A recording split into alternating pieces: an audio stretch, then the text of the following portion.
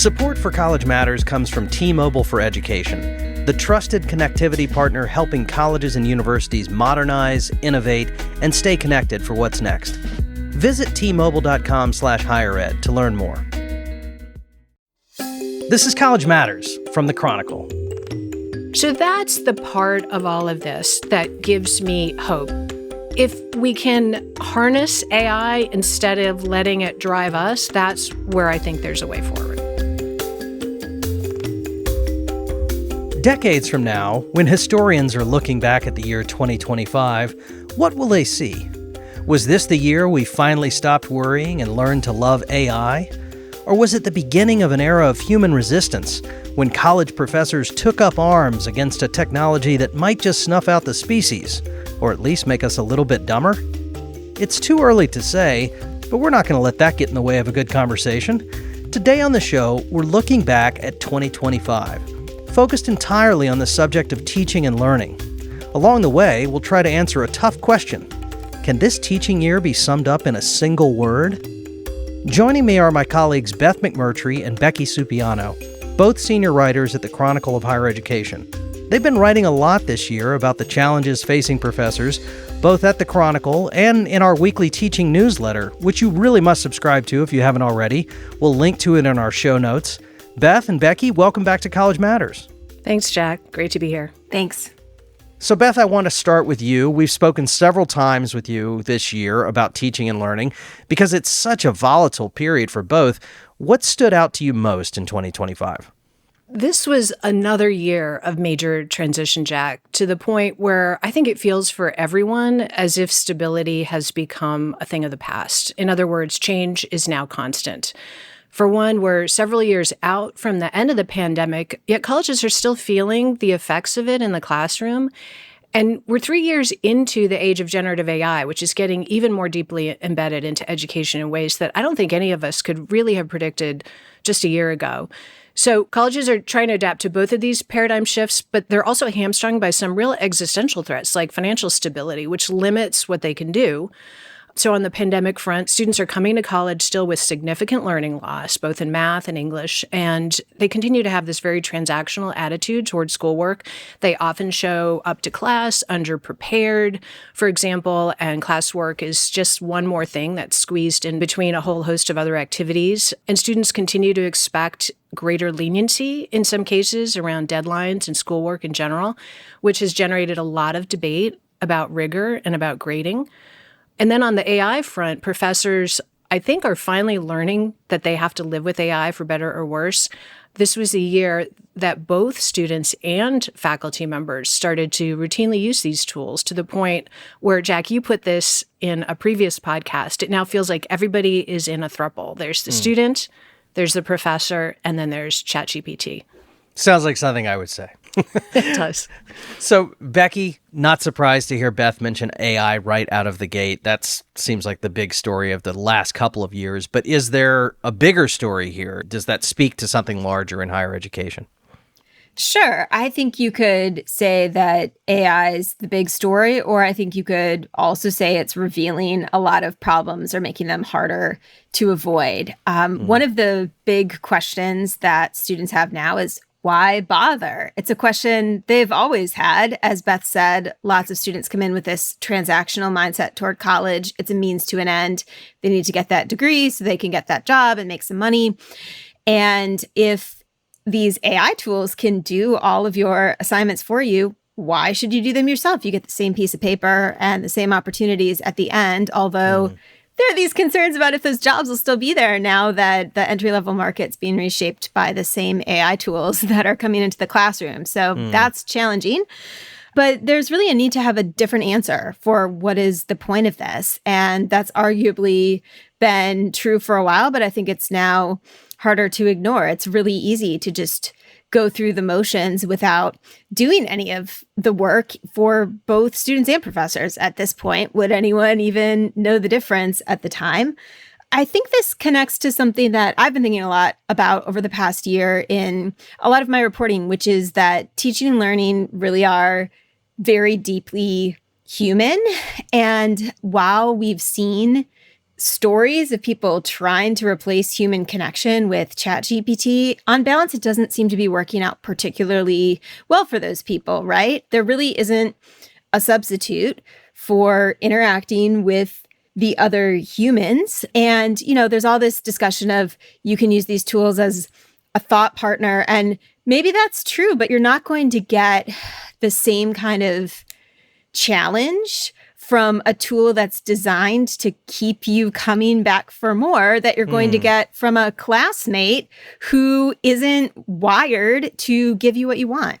Right. So this is Peloton versus actually going to the gym, showing up for spinning class with all the people who've put pressure on you. I get it. So I was interested in hearing directly from faculty about the year in teaching. So I gave both of you a little assignment, which you dutifully carried out, so straight A's for both of you. I asked you to ask some of your sources what they thought was one word that best summed up the year in teaching. I want to start with a professor from North Carolina. Let's hear that. Hi, my name is Vijay Sathi. I'm a professor of psychology and neuroscience and interim director of the Center for Faculty Excellence at the University of North Carolina at Chapel Hill. The word I would use to sum up teaching in 2026 is wild. I'd say wild because many of us had to manage loss of grants and the shift in responsibilities and workload that might have come from those losses, and also mitigating and managing the use of AI in our classrooms. I think that when I think of wild, I think of the wild, wild west and how people operated often independently, navigating challenging situations, as some of us did to start the year. And then I also think of the wild as in wildflowers and wildflower fields. And I'm choosing to focus on that aspect as we round out the year and all of the wonderful things that has cropped up as a result of people learning that they don't have to be alone in their challenges and that we might be able to find community with one another. I'm hoping that 2026 brings us a little more peace and joy. So very interesting to hear from Professor Sathi there. Beth, this is a common refrain about 2025. This was a wild year, and politics are part of that. We've got a new administration that's really zeroed in on higher education. There's also a sense that everything is up in the air, that AI is going to upend everything professors do. I'm sure it's a stressful time to be in academia, and a lot of professors feel like they're being forced to adapt whether they like it or not. Do you think this is taking a toll on the profession? Oh, absolutely. I mean, I think professors are exhausted trying to navigate this terrain. And like Professor Sathi said, there are people who see this as a point of peril, a real challenge. And there are other people who find this a time of real excitement. It's a challenge, of course, when students use AI to take shortcuts. And we're continuing to hear this a lot, including from students. If they think a course is pointless, they're fine using AI to do the work for them. And that's because it's meaningless to them. And I think that's a huge issue because colleges have always found certain courses a tough sell, like general education, and they're going to have to reckon with this. If students are telling them that it's not worth their time and they're cheating their way through, professors and administrators are going to have to really think about what it is that they are offering to students and how they can convince them to do the work. But the AI issue is also a problem I've heard in foundational courses. And these are courses that students want to take for their major. And they may use AI and think it's helping them learn, but AI wasn't designed to teach you. It was designed to help you. It wants to give you what you want. You want the answer. You want to understand something. And there are, tutor bots and ChatGPT and other AI tools have tutor mode, but they're not people, as Becky said. They're not sophisticated. They don't understand the human mind. They don't understand that there's value in struggle. They don't understand how to interact with somebody to get them to want to wrestle with a problem. And from what I've heard from both professors and students, is students might sit down with the AI and think it's helping them in a constructive way, and really it's just helping them cut corners to the point where they might actually feel that they have mastered something, and yet they go in and take a test or they're asked to do a certain project and they can't. This is one of the fundamental challenges I think that professors are dealing with to, again, try to convince students to do the work on their own so that when they become something of an expert, they can then add in the AI tools as needed. But also, as Viji noted, there is opportunity because when things break down, you have a chance to rebuild. Some professors have found that AI can actually make them better teachers. They can work with the AI because they are, in fact, an expert in what they do. And the AI can help them freshen up their classes, redesign their courses. And on another level, professors are saying, you know what, maybe the traditional midterm and final, maybe that 20-page paper isn't a signifier anymore of what students really need to know. And so we're going to try completely new things. We're going to try creative projects. We're going to let students use AI. We're going to kind of open the doors. We're going to raise the bar because now with AI, you can do new and creative things, and we're going to see what they turn up. That's where I'm seeing faculty right now. Some are really struggling. They don't know how to deal with this challenge, and others are like, okay, great. Let's try something totally new. Yeah, there's an argument to be made, of course, that disruption inspires innovation. And I think that's part of the optimistic view that we might be hearing from some professors. The thing I worry about when you talked about AI's lack of humanity is that this all leads to something of a soulless college experience. This is connected to many things we've talked about on this show. If course requirements become extremely rigid, if students see college as little more than a credential factory, there's a danger this experience will become less enriching, less enjoyable. I enjoyed college. I enjoyed grad school more. I worry for young people entering this system now that this is turning into a lot more box checking, aided by a bot that isn't human, that is guiding you through it. Becky, am I overstating the perils here? I don't think so. I think there really is a lot at stake in whether students can enjoy their classes, which is not to say they're always going to want to be there every minute, but it should be enjoyable. And if it isn't, that drains motivation for everyone. And we've been seeing a lot of that happening. And I think the consequences are really important, right? It's hard to get students to do the work if they have tools that can passively do it for them, at least for a while, and they don't see any purpose in being there and they don't like it either. I mean, there's not a lot to work with there. And, we should just say, like, this has already been happening, right? And we've seen it more since the pandemic. Professors have been working extra hard to get students engaged in a host of ways. And, the good news is there are things that faculty can do that make a difference. We know what some of those things are. I wrote a story a while back about a professor who had a pretty heightened experience of this actually before the pandemic, but she was teaching this course that was very meaningful to her at a community college. Her name's Jamie Moore. She's teaching at College of the Sequoias. This is a course for students who are trying to transfer to four-year colleges. Many of them are coming from first-generation backgrounds. She's really committed to these students, and they really have a plan. They are trying to get somewhere with their education.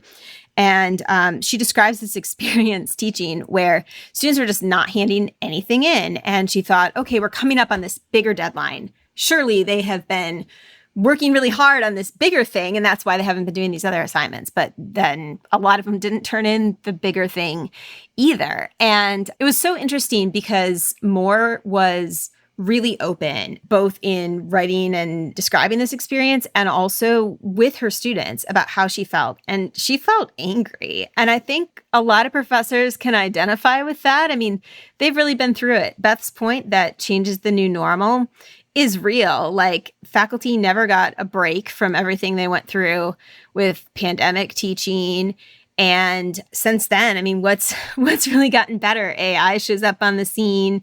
Budgetary pressures are worse. The political climate's really difficult. It's not an easy time for professors. And ostensibly doing this all for students who you're saying are checked out. Right. It's really hard, I think, for professors to feel inspired to show up and do the work themselves if on the receiving end you have, like an empty room or students who might as well be somewhere else because they're not paying attention or engaging. And that's kind of deadly. And it definitely happens. Moore described a moment like that. I'll read you a little quote from her. She said, "Everyone seemed just gone like all the lights had turned off. Bodies were in the room, but no papers were in hand. Folks are not talking to each other. And I think just from the reporting Beth and I do, like a lot of professors can relate to this experience. And, you know, it happens. And then what do you do, right? What did she change? Yeah, so she kind of went back to the beginning. She referenced readings they had done in the start, like before they stopped doing any of the work, and put the students in small groups and had them talk about how the readings connected to the kind of community they wanted to build together in class. And they were also open with each other. A lot of these students, right, they're at a community college. They had other things going on in their lives. It's not like they weren't doing the work because they were just sitting around, right? These are students who have a lot else happening. College isn't their only priority. And they were able to talk about that with each other. They were able to sort of draw on these readings they had done before and describe the kind of learning environment they wanted to have together. And then they wove in more sort of community building things through the rest of the semester. And these things are small, but lots of professors we talk to do things like this: play some music at the start of class, have students bring in food. It sounds, you know, a little bit like what happens in K-12 to a lot of people, but it's remarkable how there are these things that professors tell us, like, use your students' names, right? Treat them like people, get them to talk to each other. And no K-12 teacher would not do those things, right? That person would be out of a job pretty fast. Martha Stewart's Guide to Pedagogy, right?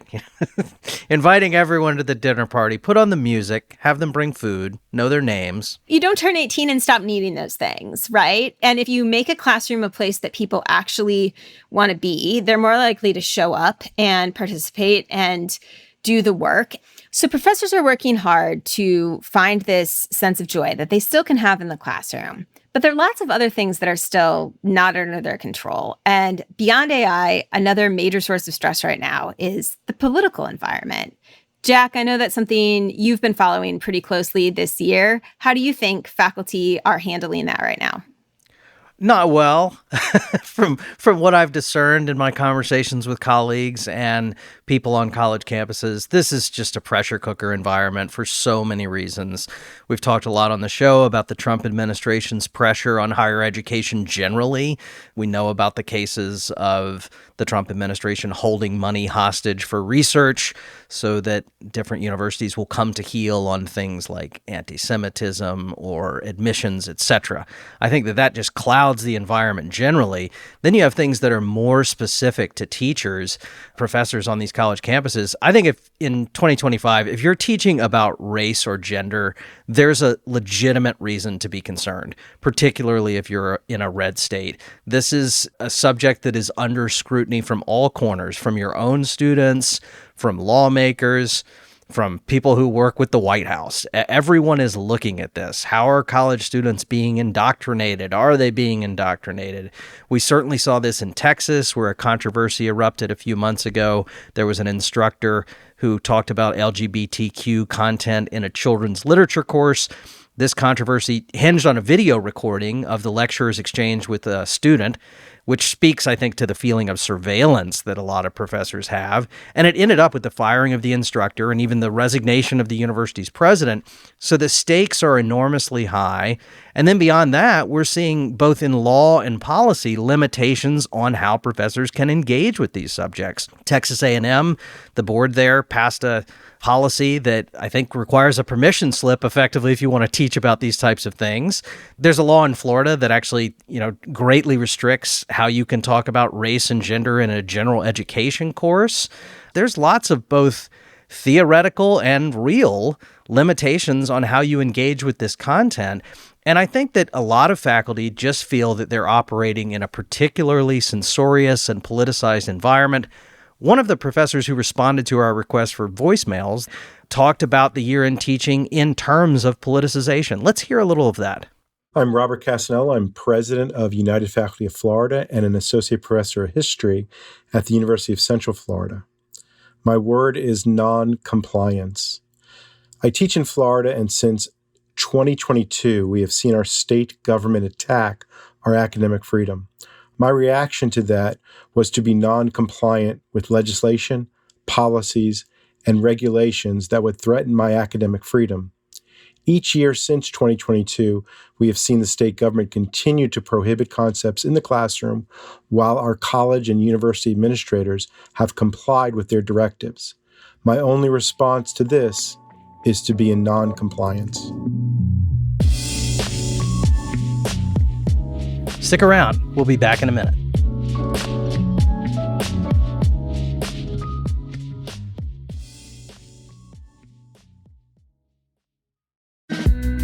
Today's higher education leaders are rethinking connectivity, from hybrid learning and research collaboration to campus-wide digital transformation. That's where T-Mobile for Education comes in. As a trusted partner to colleges and universities nationwide, T-Mobile delivers scalable, secure connectivity built for innovation, resilience, and student success. Learn more at tmobile.com/highered.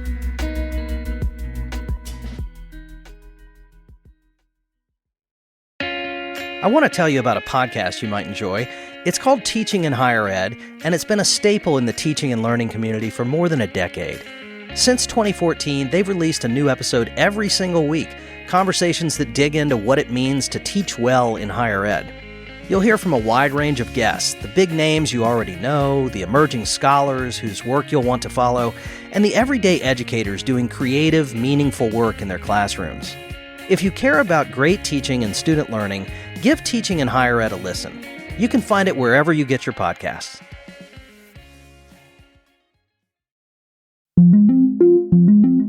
I want to shift gears to another topic that I think is also somewhat political in nature, and that's grade inflation, oddly. That may not seem like a political topic, but I think it is. Beth, we spoke to you not long ago about this bombshell report that showed up about 60% of all grades awarded to Harvard undergrads were A's in 2025. That was up from 24% in 2005, so a major shift. I see this as a political conversation in part because how colleges evaluate students is connected to this broader idea of merit. Who is or isn't getting a fair shake in admissions? Are wealthy legacy applicants or underrepresented minorities unduly advantaged in these processes? All of this has become a very polarizing conversation in this country, and grades are a part of it. I'm curious from your perspective, Beth, how this debate over grade inflation fits into some of the broader themes we've seen play out in 2025. What are your thoughts on that? Well, I think the Harvard report set off a lot of hot takes because it did feed into this belief that college has become very performative. You know, it's a thing that you pass through to get a job. You're not really committed to your studies. You just want that A, you want the GPA, and then you go on to the next stop on the conveyor belt of life. But then you have to ask yourself, if everybody's getting an A, what does an A really mean? And then you can see the short hop to, well, what is college even for if it's not signaling who has done really good work? And as you noted, merit has become a really politically charged term. I think that's quite interesting because for a long time now, as we know, the buzzword has been equity in higher education. This idea that colleges should level the playing field so that all students can succeed no matter where they started. So this idea that if you are given enough support and you work hard, you too can get an A. You can pass through in a good way and go on to succeed in life. And the idea that very old school idea of look to your left, look to your right, only one of you will make it, that has become really passé. And the idea that some will succeed and some will fail has really not sat well culturally for the past couple of decades. Will we see a shift again? I don't know. I don't know how the dismantling of DEI plays into grading. But if the Trump Compact is any indication, conservatives are concerned about grade inflation. And they also don't, as the Trump Compact said, don't want any quote unquote non-academic reasons to be factored into grading. And the Trump Compact, listeners will know, but this was the document that the Trump administration sent out first to a handful of universities and then more broadly to everyone saying, sign on to our higher education agenda broadly and we might show you favor in research funding. And it did say some things about grading. Sure. Right. Becky did a deep dive on what exactly the Trump Compact had to say about grading, but it does, in short, reflect a very traditional vision of higher education, one that evaluates students strictly on merit, strictly on how well they master the material, and is really not at all concerned with meeting students where they are or accommodating students. And those have been more sort of culturally and socially popular in recent decades. So again, will we see a shift? I don't know. I actually think that is very appealing to certain constituents, including some professors. As we've talked about, they're really exhausted and frustrated, including by grading. And sometimes they're quite confused as to how much they are supposed to accommodate students and factor in things beyond the classroom. But as always, my question is, can colleges afford to grade more stringently? Can they risk failing students? And do students and parents actually want that? I mean, most colleges are in a buyer's market, and students can just go elsewhere. Yeah, it's interesting. You could think about grade inflation as these kids are snowflakes, they all need participation trophies, or it's a hard, cold business decision by colleges who want to keep the customer satisfied. So there's two different ways of looking at it. Before we close, I didn't prep you guys for this, but I'm thinking it's not fair that I'm asking all of these people to sum up the year in teaching in one word, and I haven't asked you, and I'm putting you completely on the spot here, but Beth, Becky, does a word come to mind?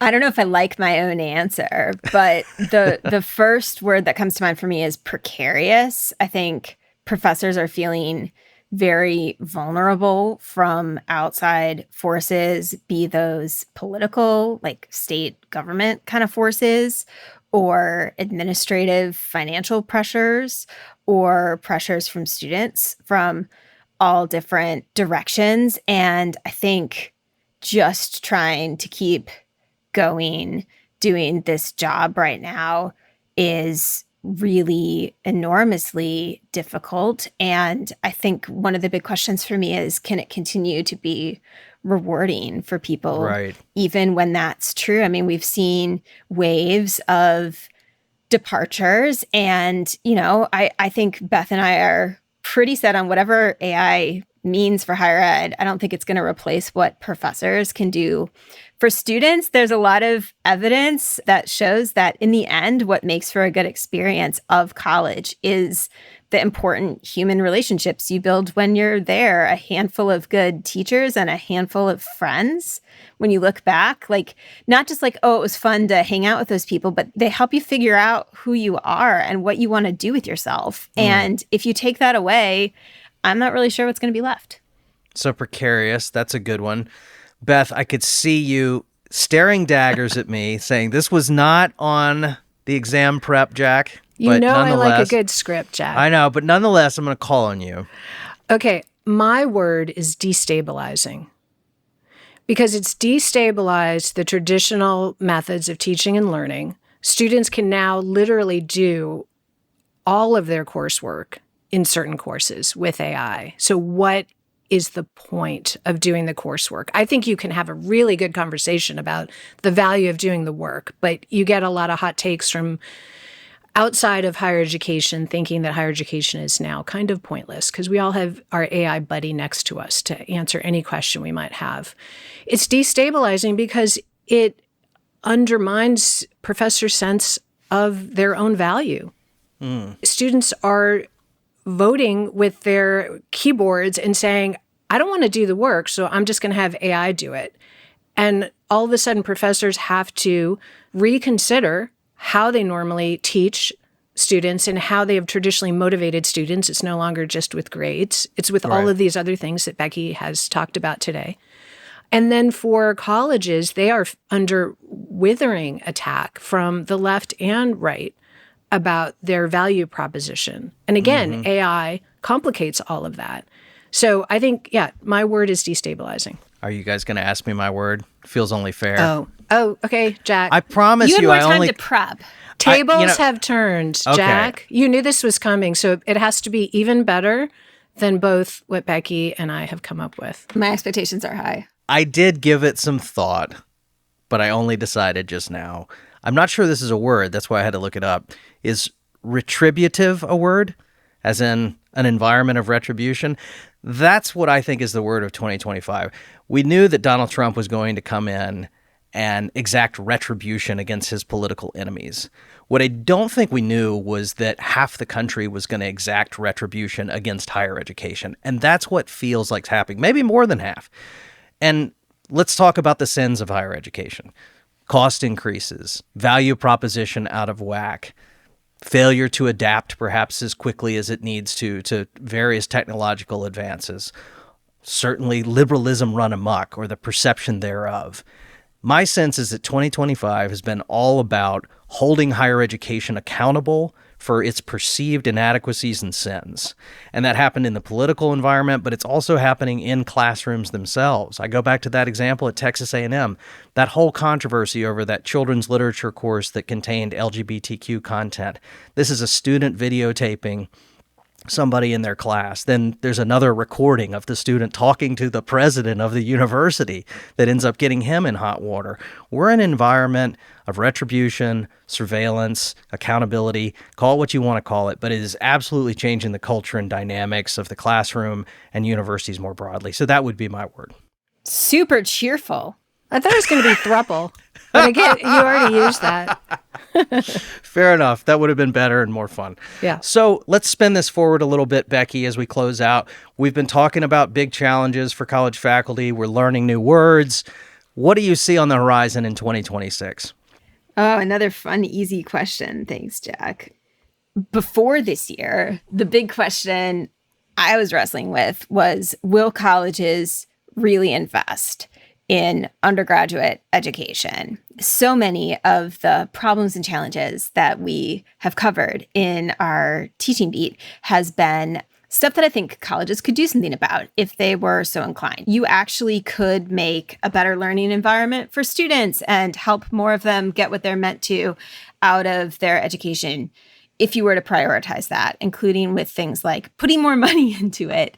And it hit a point where writing about that kind of stopped making sense, because right now, with everything else going on that you were just talking about, I don't know that a college could even do that if it wanted to, right? For a while there, I think it was a won't. Like, colleges won't make smaller classes. They won't pay faculty more. They won't give them a break from all the extra work they've been doing. They won't do anything really to encourage better pedagogy, even though we know a lot about what that actually entails. They won't make more of them tenured. No. And now I think it's a can't, right? That's one of the things that's changed. Like, maybe some of these things you're describing are meant to hold colleges accountable, but I think it's made it, so instead of colleges maybe choosing not to prioritize the student experience when it comes to learning, now I think fewer of them are able to do that, even if they wanted to. So financial constraints governing a lot of what we might see in 2026, unsurprisingly. Beth, do you have a more optimistic view, perhaps? You know I don't. I agree with Becky that it is highly unlikely, if not impossible, that we are going to see any financial turnaround, any huge investments in teaching. It is what it is. But what I will say is that there is a lot of room for improvement that doesn't require money. And are we at that point, that crisis point yet, where you realize you've hit a wall and you just have to do something differently? Probably not.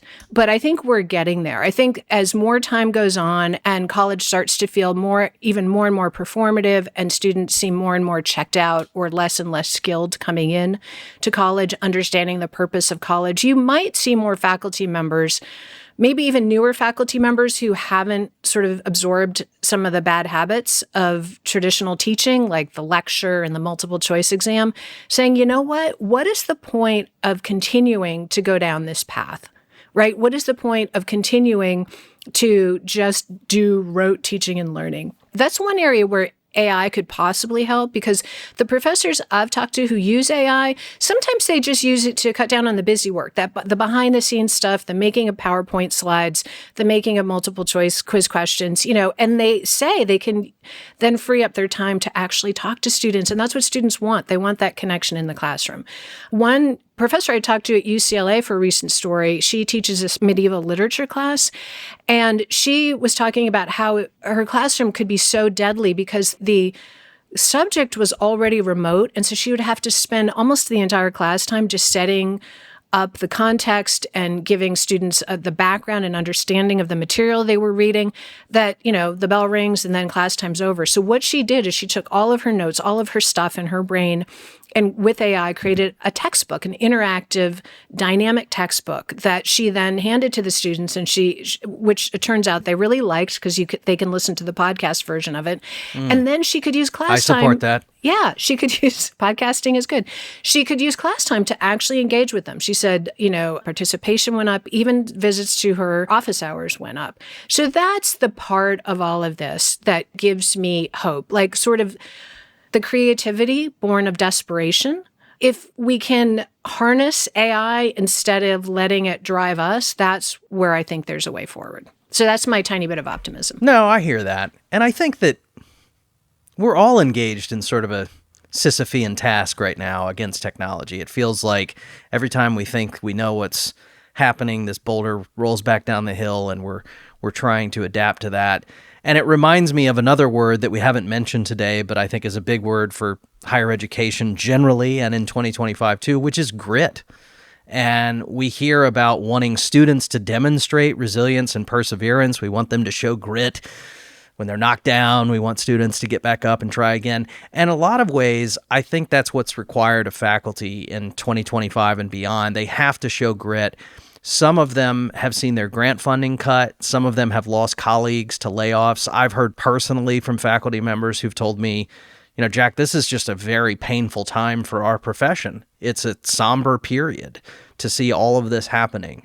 But a lot of professors, and maybe even most, are staying in the fight to varying degrees. And I kind of wanted to end on that note because I think it's an important thing to note that people are still showing up back in class and trying to figure this out. And I saved our last voicemail to hit on that message. This is Lindsay Masland, and I'm the Executive Director of the Center for Excellence in Teaching and Learning for Student Success at Appalachian State University. And for me, the word that best sums up the 2025 year in teaching is wow. It seems like every day there's something new. We think we've gotten through everything that is unprecedented and unanticipated, and then we wake up and turn the corner, and there's yet another thing that we are contending with that makes life in higher ed pretty darn difficult. So that would be wow punctuated with a period. But I also want to say that I think 2025 can be wow exclamation point, because despite the complexities that teachers in higher ed are facing every day, we keep coming back.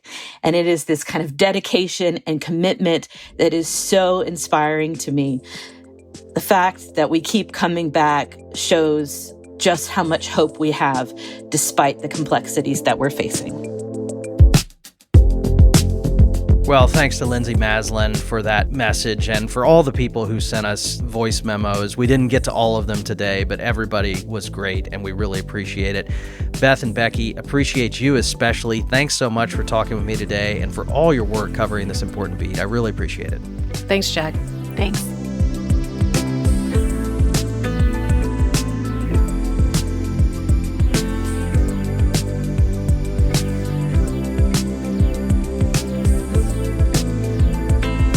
College Matters from the Chronicle is a production of the Chronicle of Higher Education, the nation's leading independent newsroom covering colleges. If you like the show, please leave us a review or invite a friend to listen. And remember to subscribe on Apple Podcasts, Spotify, or wherever you get your podcasts so that you never miss an episode. You can find an archive of every episode, all of our show notes, and much more at chronicle.com/College Matters. If you like, drop us a note at collegematters@chronicle.com.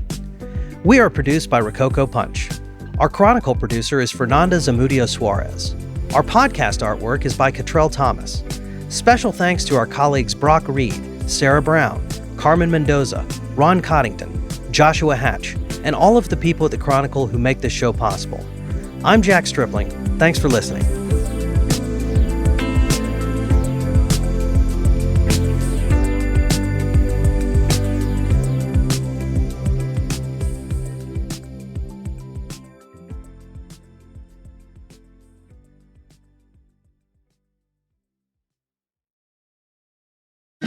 Support for College Matters comes from T-Mobile for Education, the trusted connectivity partner helping colleges and universities modernize, innovate, and stay connected for what's next. Visit T-Mobile.com/highered to learn more.